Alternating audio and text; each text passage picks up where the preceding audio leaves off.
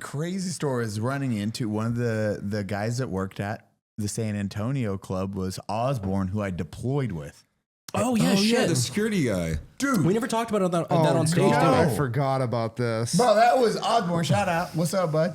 Dude, that was a wild experiment. I haven't seen this dude. I've been out for almost 2 Decades. Yeah. Fuck. Fuck.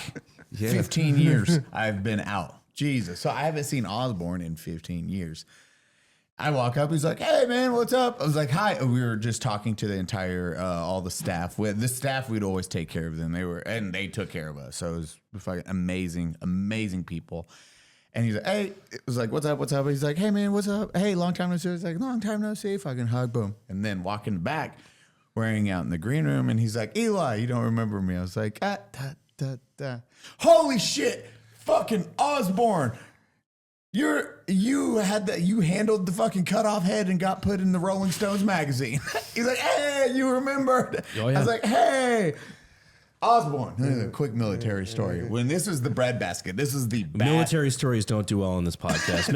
None of our viewers like These that. fucking bomb. Always. Yeah, no guess. Fucking breadbasket. The terrible area. This is like the last push in Moctadia.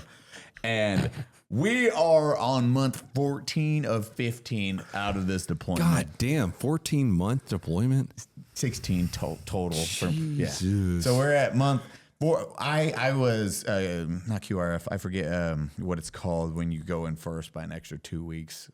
So I was there first. So I technically did a 16-month deployment. Now we're about to do the breadbasket push. Thank fucking God for one time. They're like, let's let the new people replacing you do this last push. Now, before that, there was a bridge that separated Moctadia from the breadbasket area, which is like where all the bad guys went after we killed all the other bad guys. They're on this bridge, there's HESCO barriers, and they got the call. It's like, hey, there's a head on a HESCO barrier. You guys got to go pick it up. Go police up that head. Go grab that head. Yeah. So Osborne was the one they're like, and then Rolling Stones is out. Go get some head. Yeah. And this is the first time I learned how media works. I was like, oh, wow. So hold on, just so we're clear, he's literally like cleaning up a site is all he's doing. Yeah, he is. He's getting sent out to clean up the post remnants of battle. Yeah. Okay. This is first, I want to say it was first platoon. First platoon was tasked to go to the bridge.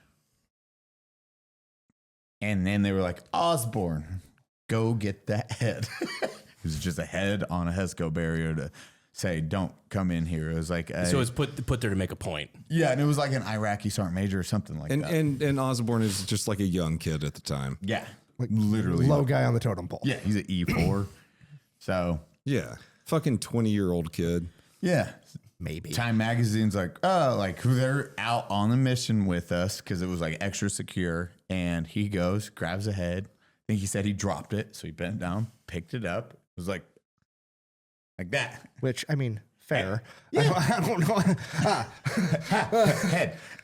So he picks it up and they're like, oh, you have to like turn towards the camera. He's like, oh. And they're like, no, make a face. So he's like, ah. It's just telling you. It's just telling you, kid. Like he's like, huh? Like if someone says smile for the camera, you're going to be like, ah.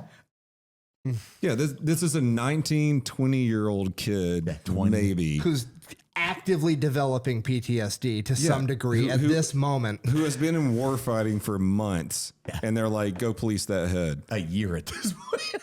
Like we've done war. So like our emotions are very done at this point. And we're not used to being around cameras. This is like one of the first times we're actually like a camera crew, especially Rolling Stones is with us. So they're like, boom, they took some photos. We didn't know any of this. We found out when he got demoted and the Time Magazine or the Rolling Stones article came out. And then we were sent it. And Osborne like this, holding a head.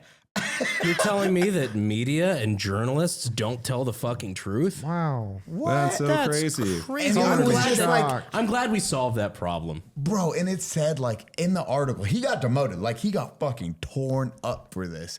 And it was bullshit. And all it said was like soldier laughs and plays with dead man's head or something like that. Like you can Google this. If you're a journalist, I'm glad your entire industry's dying and you deserve this because at this point you guys are nothing but shitty influencers and you're not even good at your job. Yeah. You're Go being fuck replaced yourself. by us. Yeah. If you could do anything, guys out there, bully journalists. Although the guys who wrote the good articles about me, you're all right.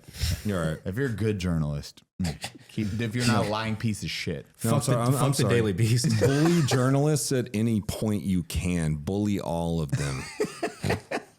They're all like typing Except the ones I furiously. like. Except the ones I follow on Twitter. I mean, that's the only reason I started my YouTube channel, man. Yeah. To bully journalists because you're all fucking liars.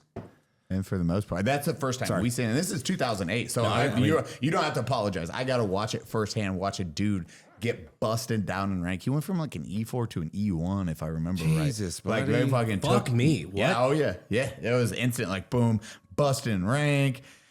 He's in because he was in the Rolling Stones, and you can Google it if you like. It's like just fucking soldier holds head breadbasket or something like that. It's going to pop up. Osborne, phenomenal human, didn't deserve that. And again, we had been doing war up to this point for almost 14 fucking months. We were desensitized to all that shit. And when you were like, smile, I don't fucking know.